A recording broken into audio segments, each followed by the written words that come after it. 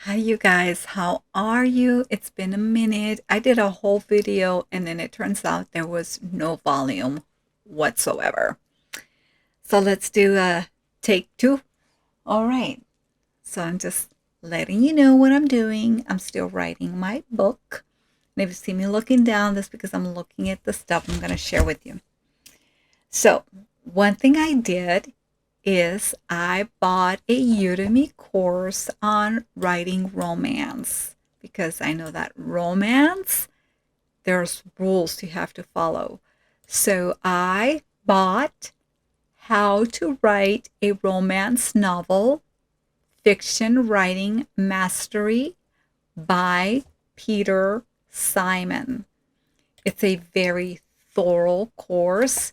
It's very long. It's 11 hours. But let me tell you, if you do it and you take notes, what I did is I split my screen in half. So one half I had the video and the other half I had the Google Sheets. And that way, wherever I'm logged into, whatever computer I'm into with my Google account, I have access to those sheets. And so what he did is he created a Udemy course and he gave you visuals to go with it because he says that if you include visuals along with the information you're getting, it's going to be retained in your brain much longer. If you notice, I think now they're making video books. So um, there's something to it. I'm a very visual person, so I understand. But I took a lot of notes and um, I highly recommend it. I'm going to link it below. I don't make any money off it. The only thing I make money off is if you click on my Amazon links. That's when I will make some money off it. And I don't think it's a lot that we make. But I'm going to, on there, I have all the tools that have helped me. So I, I saw it, and on there, not only does he give you how to write the book, but he gives you the psychology behind it. So, for example, he says if you're going to do basically a yes, ma'am kind of character for your heroine, there's really no depth to the character. If the guy's going to do everything you tell him to do, if he's going to cook supper, if he's going to basically be your puppy, carry your bags, carry this, carry that, then you really don't have much to write about. That's not a man every woman would desire. Yes, I know at times it's like, oh, I wish my husband would do this, or I wish he would be so attentive. And when I get home, he massages my feet. And imagine if he had a guy or whatever partner. Imagine you had a partner and they never said no to anything. You guys never maybe disagreed on anything. For example, where to go. If you always did everything you just wanted to do and never what they did, one, as far as the way story goes, there's not much learning going on right there. You're not going to learn anything. Two, they're not going to give you a challenge. Um, and in there, he explains the psychology of things that even though we sometimes wish that we had a guy that cooked for us when we get home, have the house clean, take care of the kids, did everything, and we just cozy on through life with them. Even though sometimes we think about that, he says deep down inside, our brain is wired to want that masculinity, uh, the protector, the gruffy looking man. I remember one time they did a study and they said for some reason women psychologically, because our body, and he explains this, we're here to reproduce. So our mind's gonna want more, unbeknownst to us, our internal ourselves are going to be attracted more to the masculine male. And I remember one time they did a study and women were more attracted to guys with beard and when they smell like they worked out. There's just something in it. Not me, I don't think so, but according to the study, there's just something about that. It does something to us internally, and it all has to do with reproducing. So he explains all that. I highly recommend it once again, and I will link it below. It is, let me move myself, How to Write a Romance Novel, Fiction Writing Mastery with Peter Simon. It's available on Udemy. What I would do is I would constantly check on Udemy and get it when they have their sales. Other than that, he has it available on audio for Barnes and Noble. So you can listen to it, but I highly recommend you taking notes. That's the little gem I found. I found another gem on Etsy. So I was looking for an outline because I'm a planner. I guess I'm not a pantser. I'm a plotter. And I came across this woman's outline, and she writes romance novels, and she writes about fairies, and she writes about demons, and she writes about werewolves, and that's what I'm writing. I'm writing a werewolf novel. And I bought one that, let me go to my Etsy, and of course, I'm not going to leave you guys hanging. I'm going to list it for you guys. So let me go to my Etsy shop. No, I don't have a shop. My Etsy thingy where I've bought my things, and I will list what the first thing I bought from her.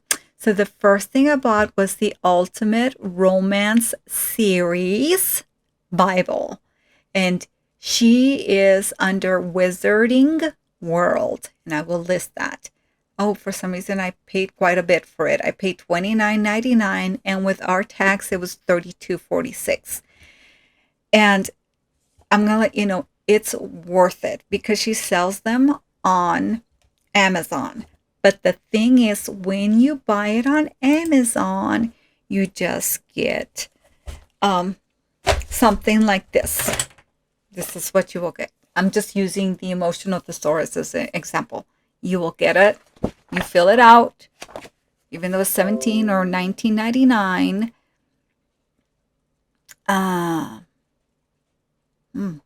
I just got a notification on Amazon, on Facebook in French, and I know this person does not speak French, so I'll have to check that out. Okay, so she will give you this, and once you're done, you gotta buy it again. And why I'm saying it's well worth it is because she will give you the PDF. And once you have the PDF, and it's, I think, enough for 3 or 5 book series, you have it. And when you're done with it, you could just reprint it and do it again, and do it again, and do it again. So you just pay a one-time fee for the whole PDF file. And so on it, for the, what is it called? The Ultimate Romance Series Bible digital PDF, and it is by Wizarding World, and she actually writes books, as I mentioned, under the name Rebecca R. Gainier. Hopefully I'm not butchering her last name. Okay. And I'll give you a little example of what's in here. So we have book 1. So if you're writing your first series, right, you're going to need these, or the big ones. Oops. Dropping things. So you're either going to need these, or I got the big ones from Amazon to hold them. So this is book 1. Let's see. On there you have your overarching series plot. Chapter 1, Chapter 2, Chapter 3, and then it goes on. And she gives you several. Of course, there are for each one. And it says romance trope favorites. Which tropes work best for your story? What conflict will the tropes cause in your story? What backstory is needed to support the trope? And which conflict works best? Okay, here we go for the same one. And it says characters' internal conflict, characters' external conflict. So your internal conflict, right, as we know. And this is mainly geared, I'm assuming, for newbies, because it took me a while to kind of understand this, because at first I couldn't understand it. So let's just say, so we have the hero. Here's the hero. This is what it's going to look like in your first section. See? Let's see. There it is. hero right here. And then it goes like, I like that she puts like their name and I think their age. And I think it says the meaning of the name, the love language. She's going to include all that. Like, what does love language mean? What do you mean love language? She will explain that. Character strengths, character flaws, character quirks, and mannerisms. What is the hero's wound from childhood? Characters on upbringing and traditions, characters' beliefs and morals, characters' educational skills, character inner conflict. That one took me a while. I couldn't understand what the inner conflict was and the external conflict, but now I know. They explained it best. Let's say your grandma dies of cancer and that really wounded you. So deep down inside, you want to cure cancer because of what happened to your grandma and you were so close to your grandma. But the external conflict is, let's say you don't have enough money to go to school to be the doctor that you want to be to help cure cancer. Does that make sense? So the external is what's going on out there, right? Like, oh, I need to get money so I can save my grandma. Because my internal, what's going on deep within you, the seed of the cause is your grandmother died of cancer. So it has that. And then what do they want right now? What is the one thing that they try to hide from the world? What do they hate most about themselves? And then characters' upbringing and traditions, their morals, their skills. Let me see, we have, then she even has a section for their minions. Character's name, relationship, physical attributes, additional information. She's got that. She's got a supported character sheet, the relationship, physical attributes, characters types, personality, speech patterns. So she's got all that. Then you have the broad plotting ideas. And it says, and in the good thing, I would not buy this one without buying the other one that I'm going to tell you about first. Let's see. Broad plotting ideas. Maybe you find plotting an entire novel can be daunting, or maybe you just prefer your characters to tell you where they want to go. Even so, you need to know where they start and where they end so that at the very least you have a road to travel on. So what are 5 different ways to start your book? What are 5 different ways to your book can progress? What are 5 different ways to end your book? For that, I recommend reading and doing the exercise for, I have it right here. Well, anyway, so we're going to do this, but I'll mention the other one. Let me just close this. I really recommend you guys buying the Hook book series. And that is, I'm going to have to get my Kindle out on this one. The active hooks and the setting hooks, and I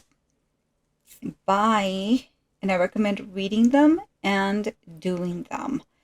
It's important that you do the exercises because you might think like, I got it. Don't need to do the exercises. No, yes, you do, because it helps you start writing and putting it to work. So if my Kindle would just hurry up. Maybe just warm it. I love you, my Kindle. You're the best. You're the best. Okay, there. She started. I knew she would. So let's say Writing Active Hooks by Mary.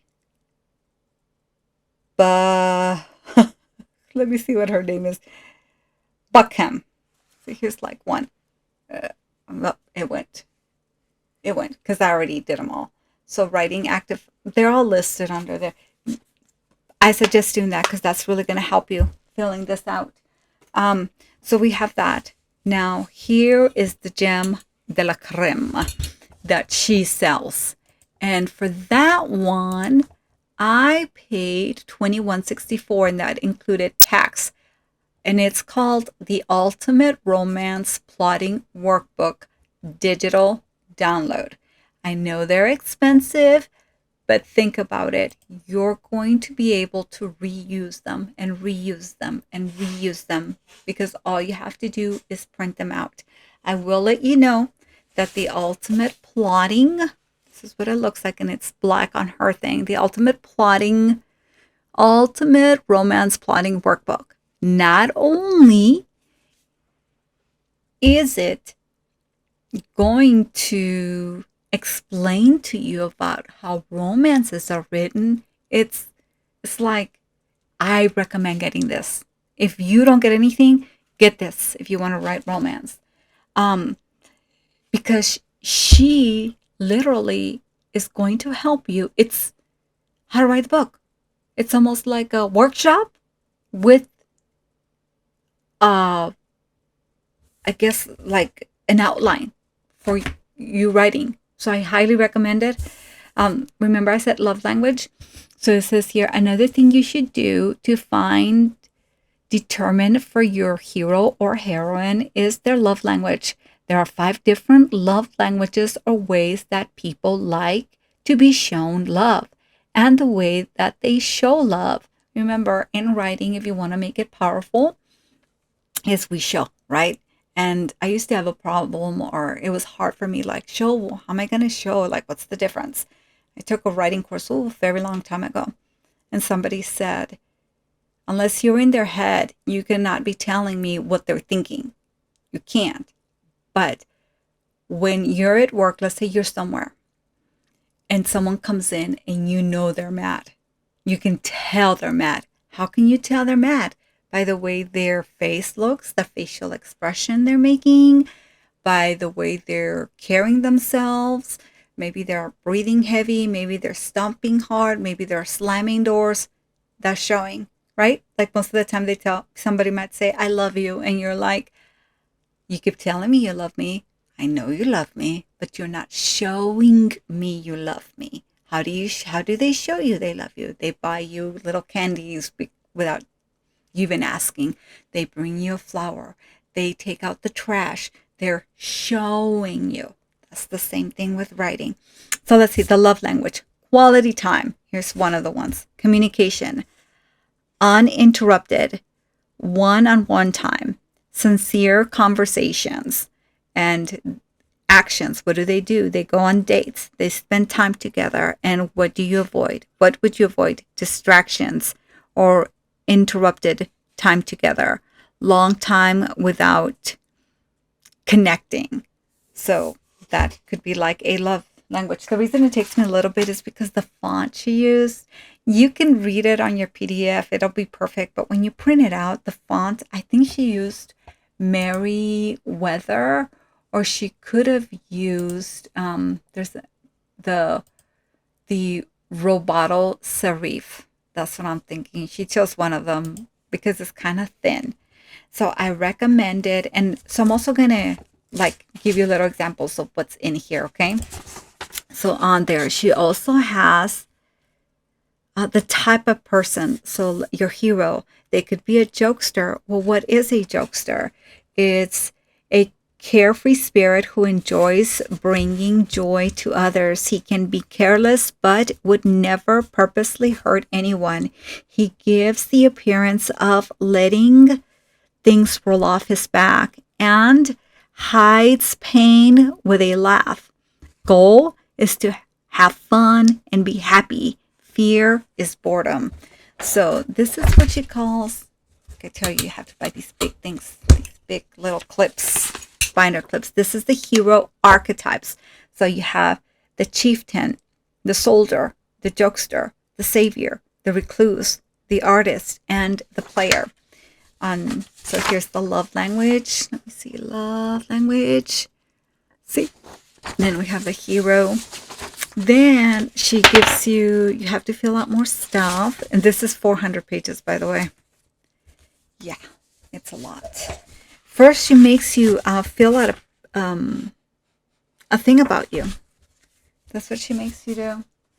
And let's see, what else do we have? Hopefully I just didn't mess myself up, to be honest. Like, I didn't mess myself up. We have, so in here she has the same thing.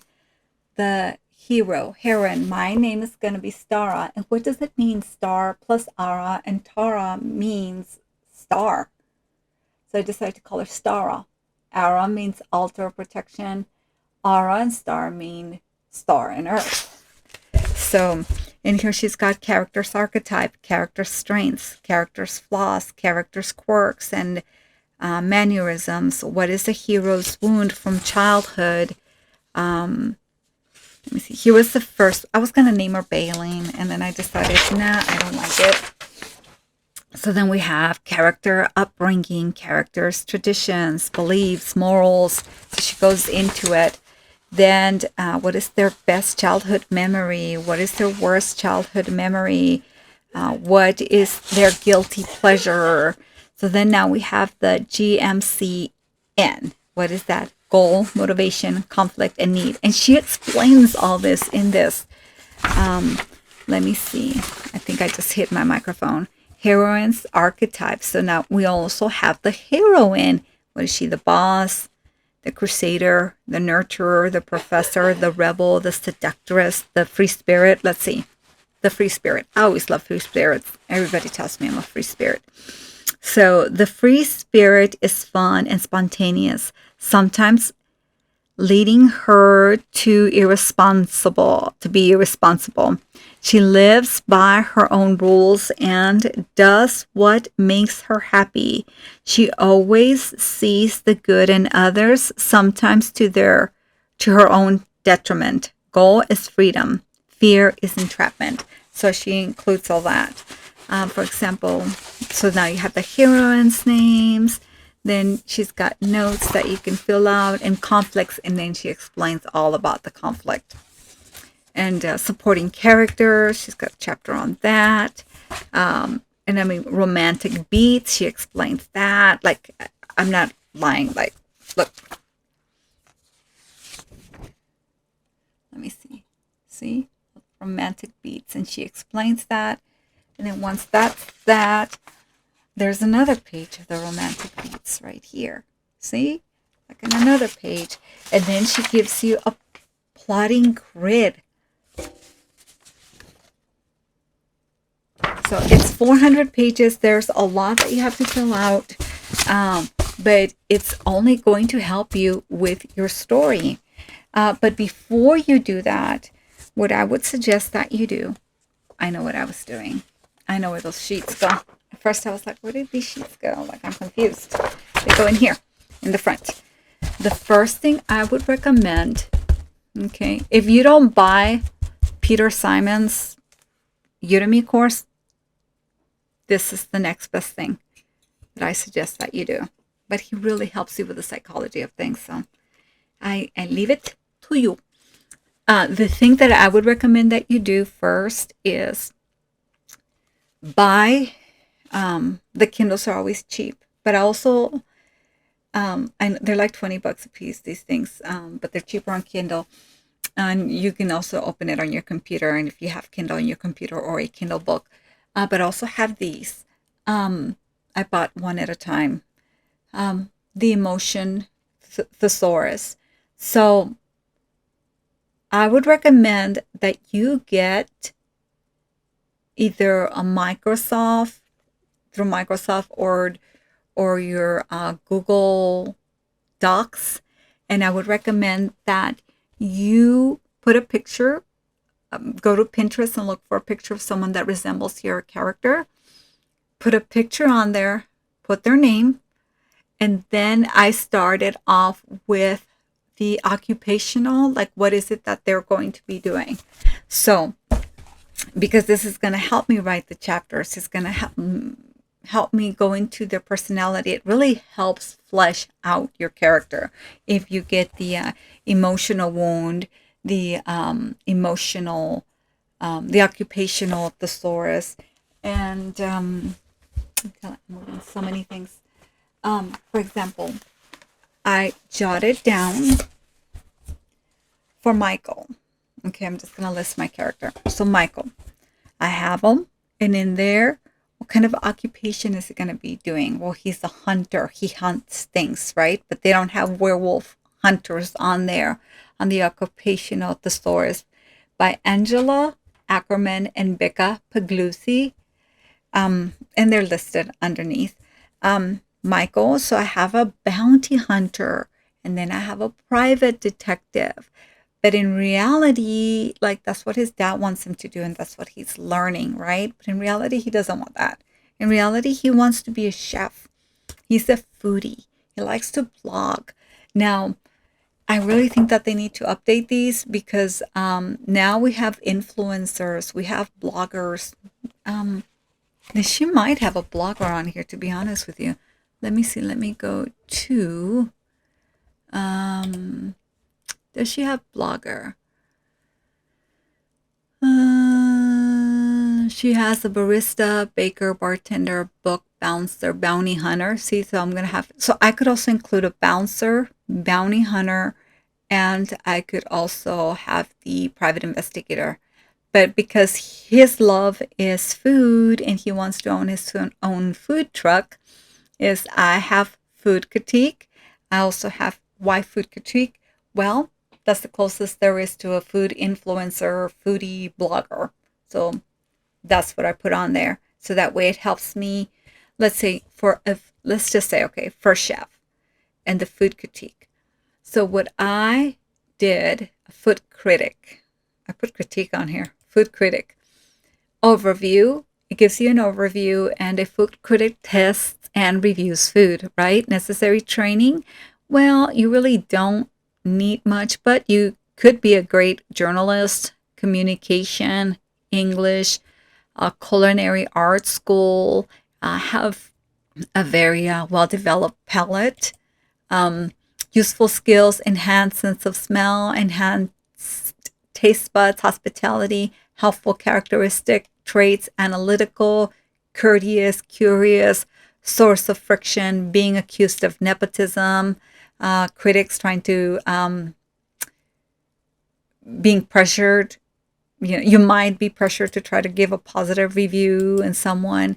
People they might interact with, editors, chefs, restaurant wait staff.